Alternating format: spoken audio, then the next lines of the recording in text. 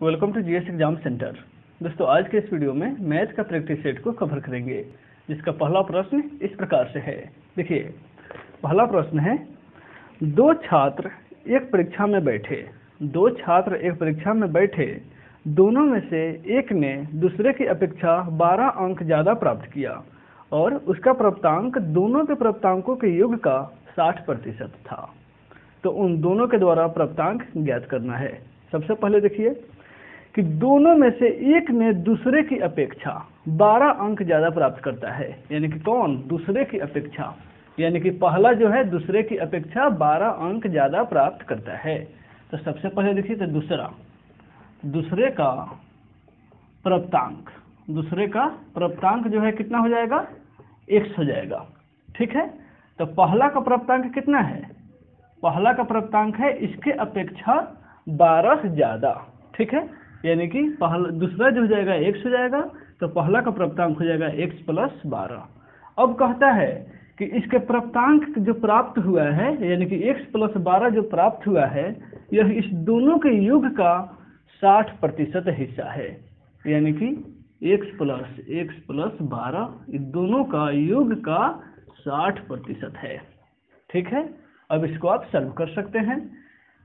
इसको 3 मरतबे, यहाँ 5 मरतबे कटा दीजिए। ठीक है, ये हो जाएगा x + 12 और यहाँ पे 2x + 12 × 3/5 यही होगा। अब यहाँ पे देखिएगा 5 नीचे है, तो यहाँ पे गुना कर दीजिएगा। इसको डायरेक्ट आप क्रॉस मल्टीप्लिकेशन पढ़े होंगे, इस प्रकार से गुना हो जाएगा। यानी कि 5 से x में गुना कीजिएगा तो 5x + 12 × 5 = 60।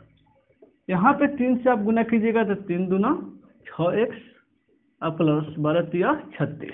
ठीक है, 5x और 6x, x वाले को एक तरफ, बिना x वाले को एक तरफ कीजिए, यानी कि 60 - 36 बराबर 6x - 5x, यानी कि x बराबर कितना हो गया? 24 जो है वो है x का मान निकल गया। तो दूसरे का निकल गया 24, तो पहला का निकालना है। पहला का x + 12 इससे ज़्यादा है, तो इसका अर्थ है कि x + 12 यानी कि 24 + 12 यानी कि 36, यानी कि क्या हुआ? दूसरे का प्राप्तांक आपको 24 निकल गया और पहला का प्राप्तांक 36 निकल गया। तो देखिएगा ऑप्शन ए में इसका राइट आंसर है 24 और 36। चलिए अगले प्रश्न की ओर चलते हैं। क्वेश्चन नंबर 2 है, एक दुकानदार 2 वस्तुओं को 36 रुपये प्रति वस्तु की कीमत पर बेचता है। एक दुकानदार 2 वस्तुओं को 36 रुपये प्रति कीमत की दर से बेचता है। यदि वह दोनों में से एक को 30% की लाभ पर और दूसरे को 30% की हानि पर बेचता है, तो उसे होने वाले लाभ या हानि का प्रतिशत ज्ञात करना है। तो आप प्रश्न को थोड़ा सा ध्यान से देखिएगा। दोनों का जो विक्रय मूल्य जो है वह 36 रुपया है और एक पर लाभ होता है 30% का और एक पर हानि होता है 30% का। यानी कि इस प्रकार का प्रश्न में आपको याद रखना होगा कि हमेशा हानि ही होता है, यानी 30% लाभ और हानि दोनों प्रतिशत बराबर रहे, तो इस प्रकार के प्रश्न में हमेशा हानि ही होता है। तो देखिए कैसे। सबसे पहले देखिए यहाँ 30% दिया गया है, तो 30% यानी कि इसका सूत्र हम ट्रिकी बना देते हैं, यानी कि x का x%, ये क्या हो गया? हानि प्रतिशत होता है। इस प्रकार के प्रश्न में हमेशा हानि होता है, आपको बस यही याद रखना है। और x का x%, x यानी कि 30 और 30 का 30%। ठीक है, 30 का 30%, 0 से 0 कट गया, 3 × 3 = 9, यानी कि 9% का क्या हो गया? हानि हो गया। 9% हानि हो गया। ऑप्शन डी इसका राइट आंसर हो जाएगा। ऑप्शन डी में है 9%। आपको ध्यान रखना होगा, इस प्रकार के प्रश्न में हमेशा हानि ही होता है। चलिए अगला प्रश्न को देखते हैं। क्वेश्चन नंबर 3 है, यदि एक लकड़ी के 3 टुकड़े को जो क्रमशः 42 मीटर, 49 मीटर और 63 मीटर लंबे हैं। एक लकड़ी का टुकड़ा है, वह 3 टुकड़ा है, एक 42 मीटर है, एक 49 मीटर है और एक 63 मीटर है। समान लंबाई में इस तीनों को विभाजित करना है, तो तख्तों की न्यूनतम संभव संख्या कितनी होगी? तो देखिए सबसे पहले जो है ये तीनों का लंबाई क्या है, तीनों की क्वेश्चन नंबर 3 है, तीनों की लंबाई है, पहला का लंबाई है 42 मीटर, दूसरे की लंबाई है 49 मीटर और तीसरा का लंबाई जो है वो 63 मीटर है। ठीक है, ये 3 तख्ता है, इस तीनों को बराबर लंबाई में काटना है बाद में, यानी कि विभाजित करना है, उसके बाद उसका संख्या ज्ञात करना होगा। तो सबसे पहले देखिए 7, 49 और 63 का, सॉरी 42 नहीं, 42, 49 और 63 का आपको मौसा ज्ञात करना है, महत्तम समापवर्तक कितना होगा, 7 निकल जाएगा। 7 से देखिए तो सब डिवाइड है, कट जाएगा, 7 छक 42, 7 7 49, 7 9 63, यानी कि 7 जो है इसका महत्तम समापवर्तक निकल जाएगा। अब देखना क्या है कि 42/7 प्लस 49/7 प्लस 63/7, यानी कि कुल जो संख्या निकालना है तो उसमें क्या करेंगे, प्रत्येक में 7 से भाग कर देंगे और प्लस इसको जोड़ देंगे, क्या हो जाएगा 7 छक 42, 7 छक 42, 7 7 49 और 7 9 63, यानी कि 7 6 13, 13 9 22, यानी कि कुल जो टुकड़ों का संख्या होगा वो हो जाएगा 22।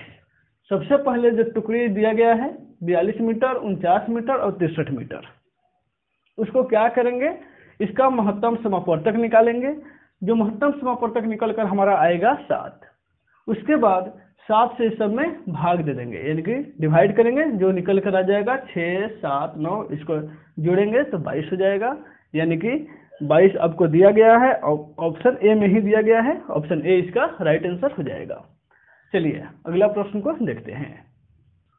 क्वेश्चन नंबर 4 है, 3 संख्याओं का योगफल 196 है, 3 संख्याओं का योगफल 196 है, यदि पहली संख्या और दूसरी संख्या का अनुपात 2:3 है, पहली संख्या और दूसरी संख्या का अनुपात है वह 2:3 है, दूसरी संख्या तथा तीसरी संख्या का अनुपात 5:8 है, तो दूसरी संख्या आपको ज्ञात करना है। तो सबसे पहले देखिए पहली संख्या जो है, पहली संख्या तथा दूसरी संख्या आपको दिया गया है अनुपात में, दूसरी संख्या, ये दोनों का जो अनुपात है वह है 2:3 और दूसरी संख्या तथा तीसरी संख्या का जो अनुपात है वह आपको दिया गया है 5:8, 5:8। तो सबसे पहले देखिए इस अनुपात को ए बी सी में कैसे बदलते हैं, यानी कि पहली दूसरी तीसरी संख्या में कैसे चेंज करते हैं। 2:3 है, यानी कि ए अनुपात बी बराबर 2:3 और बी अनुपात सी बराबर है आपको 5:8, पहली दूसरी दूसरी और तीसरी। अब इसको देखिए कैसे तोड़ते हैं, 5 दूना 10, 5 तिहाई 15 और 8 तिहाई 24, ये हो गया हमारा पहली दूसरी तीसरी अनुपात, यानी कि काफी सरल तरीका है। पहली 5 दूना 10, इसके बाद इससे गुना करेंगे तो ये हमारा हो जाएगा दूसरी, और फिर इसमें गुना कर देंगे तो हमारा निकल जाएगा तीसरी, यानी कि 10 15 और 24। इस तीनों संख्याओं का योगफल 196 है, यानी कि 10x plus 15x plus 24x equal to 196। जोड़ दीजिएगा तो 10 25 और ये हो जाएगा 49, x बराबर 196 और x बराबर 196/49, यानी कि 4। हमको बताना है दूसरी संख्या। दूसरी संख्या क्या है, तो यहाँ पे देखिएगा दूसरी संख्या है 15 गुना 4, यानी कि 15 चौका 60, ये हमारा दूसरी संख्या हो गया। ऑप्शन सी में इसका राइट आंसर दिया गया है। चलिए अगला प्रश्न को देखते हैं। क्वेश्चन नंबर 5 है, 2 खंभा जिनकी ऊंचाइयां क्रमशः 6 मीटर और 11 मीटर है। 2 खंभा है जिसकी ऊंचाई 6 मीटर और 11 मीटर है, समतल भूमि पर ऊर्ध्वाधर रूप से दोनों खड़े हैं। ठीक है, यदि उनके आधार के बीच की दूरी 12 मीटर है तो उनके ऊपरी सिरों के बीच की दूरी को आपको निकालना है। तो देखिए सबसे पहले 2 खंभा बनाइएगा। एक खंभा जो है वो 11 मीटर का है, ठीक है, और दूसरा खंभा जो है वो 6 मीटर का है। 2 खंभे हैं और दोनों जो है ऊर्ध्वाधर रूप से सीधा एकदम खड़े हैं। उनके बीच की जो दूरी है वह है 12 मीटर। ठीक है, उनके बीच के जो दूरी है वह है 12 मीटर। तो बता रहा है इसमें कि उनके ऊपरी सिरों के बीच की दूरी ज्ञात करना है, यानी कि हमारा ये जो है यहाँ इसका ऊपरी सिरा यहीं के बीच की दूरी ज्ञात करना है। इस भाग का बीच की दूरी आपको ज्ञात करना है। तो सबसे पहले देखिए इस फिगर को आप समझ जाइएगा तो आपको ये प्रश्न बन जाएगा। ठीक है, तो यहाँ पे देखिएगा ये है 11 मीटर और ये हो गया 6 मीटर। इसका अर्थ है कि इसके सामने जो है, इसके सामने हम आपको बताएं, इसके सामने एक लाइन हो जाएगा जो आपको इस लंबाई यहाँ पे 6 मीटर कर देगा, यानी कि ए बी सी डी और ई, यानी कि जो है सी से डी जो है वह 6 मीटर लंबा है। ठीक है, ये खंभा है, 6 से डी जो है 6 मीटर लंबा है। तो बी से ई जो है यह भी क्या हो जाएगा, 6 मीटर हो जाएगा। और ये 11 मीटर है वो यहाँ से लेकर यहाँ तक का है लंबाई है। ठीक है, और बचेगा क्या, ए से ई की लंबाई क्या बच जाएगा, 5 मीटर बन जाएगा। 6 5 11 हो जाएगा ना, क्योंकि ए से बी तक कुल लंबाई 11 मीटर है। बी से ई तक यहाँ पे 6 मीटर निकल जाएगा, तो जो बचेगा वही ना 5 मीटर बचेगा, यही लंबाइया है 5 मीटर। अब यहाँ पे देखिएगा बी से सी जो है वह 12 मीटर है, तो ई डी भी क्या हो जाएगा, यह भी हो जाएगा 12 मीटर। ठीक है, यह भी हो जाएगा 12 मीटर। अब आपको निकालना था ए से लेकर के डी तक के बीच की दूरी, यानी कि लंबाई इसका निकालना है। अब आपको देखिएगा कि यहाँ पे आपको आधार मिल गया, लंब मिल गया, तो बच गया क्या, कर्ण निकल गया। कर्ण आपको निकालना है तो समकोण त्रिभुज, यहाँ पे समकोण त्रिभुज बन जाएगा। तो समकोण त्रिभुज में कर्ण निकालने के लिए सूत्र क्या होता है, कर्ण निकालने के लिए सूत्र होता है रूट अंडर लंब का स्क्वायर प्लस आधार का स्क्वायर। ये सूत्र होता है रूट अंडर लंब का स्क्वायर और जोड़ आधार का स्क्वायर इक्वल टू कर्ण हो जाएगा। यानी कि लंब आपको कितना है, 12 मीटर है और प्लस 5 मीटर कितना हो जाएगा, इसका स्क्वायर कर दीजिए तो ये हो जाएगा 12 स्क्वायर हो जाएगा 144 और प्लस 5 का स्क्वायर 25, दोनों को जोड़िएगा तो 169 इक्वल टू इसका रूट कितना हो गया, 13 मीटर इसका रूट हो गया। यानी कि ए से डी के बीच की दूरी क्या है, 13 मीटर है। यही इसका राइट आंसर हो जाएगा। यहाँ पे देखिएगा ऑप्शन सी में इसका राइट आंसर दिया गया है, ऑप्शन सी इसका राइट आंसर हो जाएगा। चलिए अगले प्रश्न की ओर चलते हैं।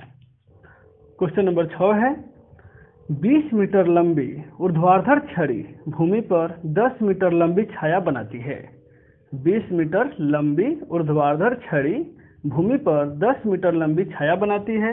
उसी समय एक मीनार भूमि पर 50 मीटर लंबी छाया बनाती है। तो मीनार की ऊंचाई ज्ञात करना है। ठीक है, तो देखिए एक छड़ी है जो 20 मीटर है, छड़ी कितना है, जिसकी लंबाई है 20 मीटर। ठीक है, और ये छाया बनाती है 10 मीटर। उसी समय 50 मीटर जो है 50 मीटर वो छाया बनाने वाली एक मीनार है, तो उसकी लंबाई कितनी है, यही निकालना है। तो सबसे पहले इसका हम शॉर्ट में देखिए इसको ट्रिक्स बनाते हैं। मीनार की जो ऊंचाई मान लीजिए, क्या मानिएगा, एच मान लीजिएगा, मीनार की ऊंचाई इक्वल टू एच मीटर मान लीजिए। ठीक है, तो मीनार की ऊंचाई बटा मीनार की छाया बराबर छड़ी की ऊंचाई बटा छड़ी की छाया। ठीक है, मीनार की ऊंचाई बटा मीनार की छाया बराबर छड़ी की ऊंचाई बटा छड़ी की छाया। तो मीनार की ऊंचाई हमको पता नहीं है तो एच है, एच, और इसकी छाया जो है वह है आपको 50 मीटर लंबी, तो एच बटा 50। ठीक है, इक्वल टू छड़ी की जो ऊंचाई है वो है 20 मीटर और इसकी छाया जो है वो है 10 मीटर। अब देखिए आप इसको क्रॉस मल्टीप्लिकेशन कर सकते हैं ऐसे करके, एच में 10 से, यानी कि एच इक्वल टू सीधा हो जाएगा 50 गुना 20 और बटा में हो जाएगा 10, यानी कि 0 से 0 कट गया, 50 गुना 100 मीटर जो है क्या हो जाएगा, उस मीनार की ऊंचाई हो जाएगी 100 मीटर। ऑप्शन ए इसका राइट आंसर हो जाएगा। तो दोस्तों आज के वीडियो में बस इतना ही। यदि आपको वीडियो अच्छी लगे तो वीडियो को लाइक जरूर कीजिएगा।